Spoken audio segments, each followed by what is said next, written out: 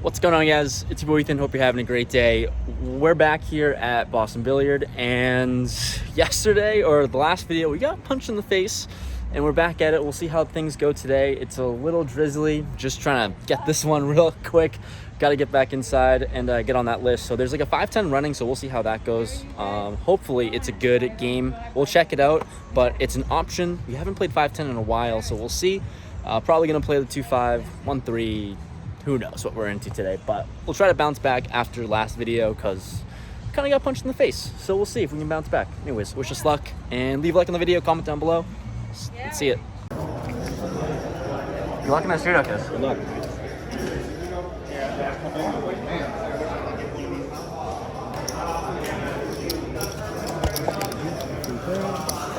To the 1-3 streets we go. The first interesting spot. We have ace-queen offsuit in the big blind. We have an under the gun player who open limps, folds back to the small blind, who raises it up to $15.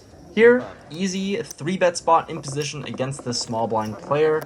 Folds back to the small blind player who makes the call. Going to a flop, which comes 7-7-7. Alright, he checks to us, and with ace-queen high here, I'm pretty confident that I'm good here a lot of the time. So, really just to protect ace-queen high, I throw out a bet of $30. He folds, and the first hand of the day is a winner. We love this start. Next spot, we find ourselves with pocket threes in the small blind with an under the gun open to $11. The next to act 3-bets to $35, and this is a player that has a really narrow 3-betting range. Here, even though we're in the small blind, I have really great implied odds to cold call out of position against them, and so even better though, the button makes the call, and this makes our decision to call the 35 so much easier. We call, and the under the gun player calls as well, so we're going 4 ways, hoping to see a good flop. The flop comes deuce, 3-4, 2 diamonds, bingo. This is what we're looking for. Action checks to the 3-better, who throws in a bet of $85. The button thinks about it for quite some time, and then folds, so that's an easy decision. If he was to call or if he was to raise here, this would be a pretty interesting spot. But anyways, he folded, and now on to me. Definitely a spot we're going to check raise on such a wet board. Definitely going to get called by a lot of the aces and kings and queens that are definitely in his range, so hoping he has that. I go for a check raise sizing to $250, which only leaves myself with about 260 behind. Not a whole lot behind here in this spot, but the under the gun player folds, the 3-better jams his entire stack covering me, and I snap call. Let's go to a run out. Call.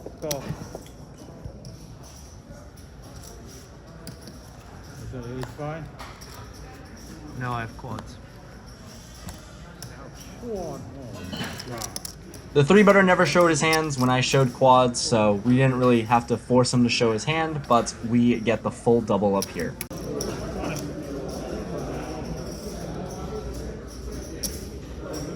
Third hand of the session, we have Jack 10 of hearts, 5-handed. We have an under the gun player who opens it up to $15. Seems like a super large sizing compared to what has been going on at the table so far. Normal was 4x at 12, 15 here, a little bit larger.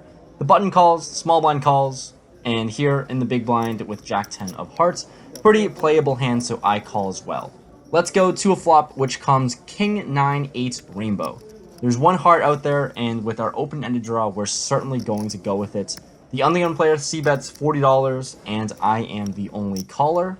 Going to see a turn, which comes the 6 of spades, brings in the backdoor flush draw, and I check here, having whiffed my draw so far. He snap checks it back, which looks really weak. Off to a river, which comes another king, the king of spades. So the backdoor flush draw gets there, and when he snap checks it back on the turn, it really doesn't seem likely he has a king. Potentially like a really strong hand like queens maybe like ace queen. I'm not sure, but I think I have a really great opportunity to bluff, so let's go for it.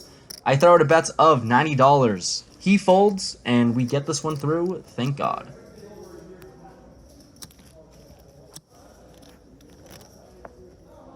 This following hand here is a blind versus blind situation. I always struggle with these, but here we are in the small blind with ace-8 offsuit.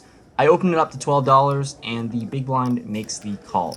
We're going to a flop heads up, which comes deuce 5-6, 2 hearts, so not really the best board for us, but we do have some backdoors and realistically 2 overs, so I just c-bet $10 once again just to protect ace high.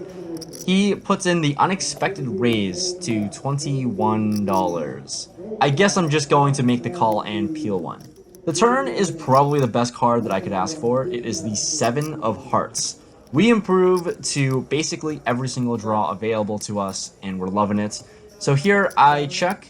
He throws out a bet of $30, and considering that this is basically the one card that I absolutely love, nut flush draw, open-ended straight draw, I go for a check raise. Check raising it up to $125. I'm not thinking he's going to be folding here, considering the fact that he did raise on the flop. Not entirely sure what he could be raising with. I think he can have a lot of 5-6 two-pair holdings, 6 deuce. If he has 3-4, then we're kind of screwed here. But anyways, not expecting him to fold. As expected, he makes the call. So let's try to improve with a pot that is ballooning up here, even though it's blind versus blind. The river comes the 7 of diamonds. Although we don't get there, this actually isn't the worst river in the world. Hands like 5-6 are put in a terrible spot. I think a hand that flopped the straight like 3-4 would hate this board pairing, but would still call a jam anyways. So, I mean, here, there's not a lot of 7s in his range that I don't think that he's raising on the flop here. But if he does have a hand that's more likely like ace-6 or something like that, one pair is certainly going to be put in a terrible spot. So, I don't see a lot of 7s in his range, like I said. I go for it, rip it all in for $285 effective. Bad news, guys. Bad news. He snap calls. He has 6-7 offsuit. So, nice hand to you, sir. You're welcome for all the chips. So I showcase videos of myself losing money to you. That's kind of how that works. That's not a bad thing. 285. After that disaster of a hand, we pick up a playable one of King Jack of clubs in the button. The undergun player opens it up to $10. I decide to 3-bet here to 30. This isn't the undergun player, and I don't like 3-betting the undergun player too lightly, but here we are doing it on the button at least. He makes the call with about $350 in his stack, so we're going heads up to a flop. The flop comes 10-8-8 rainbow. This is really not great for us, but he does have a lot of hands that can miss, and a lot of hands that can also fold to his c-bet as well.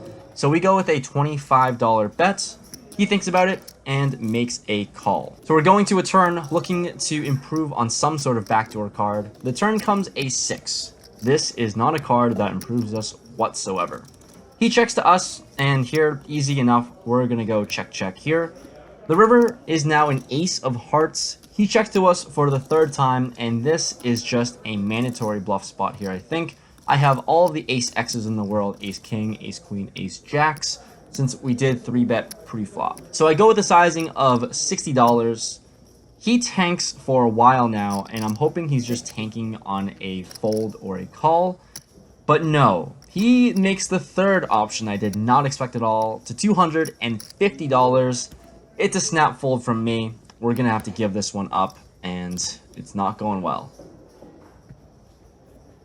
Okay, this next hand is another doozy of a situation. Ace-Jack of hearts under the gun, and I open it up to $12. We get 2 players to make the call on the button and big blind, so let's go ahead and do it. The flop comes Jack 8-3, 2 clubs and a diamond out there. Here, the big blind just blindly checked it to me, so here with top, easy spot to c-bet. I go for a c-bet of $25, and the button makes the call, and surprisingly, the big blind calls once again. Here, the turn comes the 9 of diamonds, brings in the backdoor flush draw, and once again, this big blind player blindly checks it to us once again. Well, the fact that this board is much more connected and we're multi-way, sitting with top, this 9 isn't the best card as it does complete some draws out there, some gutter balls, some 2 pairs, some stuff that we were very much ahead of before, but now we're no longer ahead. Still, plenty of draws to be had, and definitely should size up considering how wet the board is. So I throw out a bet of $85. The button tanks for at least a minute, and then makes the call, and now the big blind onto him, who checked blind on both the flop and turn, jams his whole freaking stack in, for a total of $380. Oh freaking boy. So if this indication where he checked blind really made it seem like I had him beat on the flop, and either this 9 on the turn has improved him or has given him like more outs, improved him to a combo draw of some sort, since there are all of the diamonds and club draws out there along with the straight draws. So I don't think the button player has me beat, so I can disregard him as the third player here and consider this situation heads up, because the button just tanked for way too long and I'm pretty confident with top here. So just against this big blind player, I'm getting 2-1 on a call since it's just $300 more, and I need to find some combos of semi-bluffs that I beat. There's Jack-10 of diamonds, Jack-10 offsuits, there's 10-9, a lot of pair plus flush draw opportunities like King-9 of clubs, Queen-9 of clubs, and a lot of value hands that are just pocket 9s, Jack-9, or Queen-10. Real time, I think that this call is actually very unprofitable, but at the end of the day, folding is boring, so here we go. We make the call, the button folds.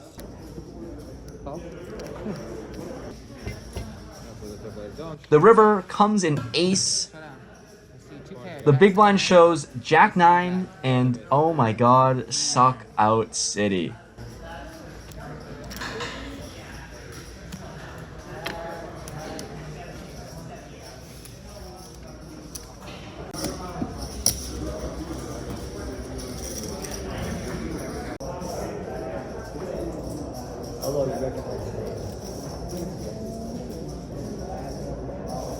Last hand of the session, this is a pretty easy one. We have pocket kings under the gun, and I open things up to $12. The cutoff makes the call, and now the button 3-bets us to $52. Folds to me, and I don't think he has too much of a 3-bet bluffing range here. He is on the button, so he can do it a little bit wider since he's in position. But here, out of position, very strong hand. I'm definitely going to be 4-betting a little bit on the larger side too, targeting pocket jacks and queens. I sized to $240 because I don't think he's actually going to be folding too much, considering the fact that I don't think he has too much of a 3-bet bluffing range. The cutoff folds, and now onto the button who 3-bet us. He tanks for quite some time and gives us the bad news. Unfortunately, he's going to be folding as well.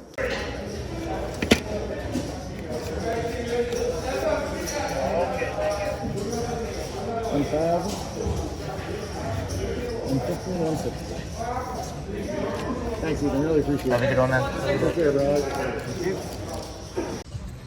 So, I can't say that this is a session I'm necessarily proud of. Because I think I played the worst today. Oh my god. I think every major decision I've made, it was just the wrong one. Really, really, really bad. So bad. All bad. I didn't make a single good decision. Anyways, yeah, so that's where I'm at. So we had at least a decent session. We played for 3 hours on the dot, and we were in for just 500, which is good, out for 10-10. So profit-wise, really good today. A little bit of a bounce back from last video where I lost 700, which is, you know, it is what it is. But I played really bad. This ace-jack suck-out was huge. I needed that. And then I started, like, bleeding chips near the end of the session, and it was, like, time to get out. Only played for 3 hours. It was super, super short, but hopefully you enjoyed this video. So, if you made it this far, please smash that like button. It's always much appreciated. Helps the channel grow. And comment down below for a free card protector, chips, all that fun stuff. Giving those away every single video. So, with that said, thanks so much for watching. Hope you're all having a fantastic day. And I'll see you guys next time. Peace.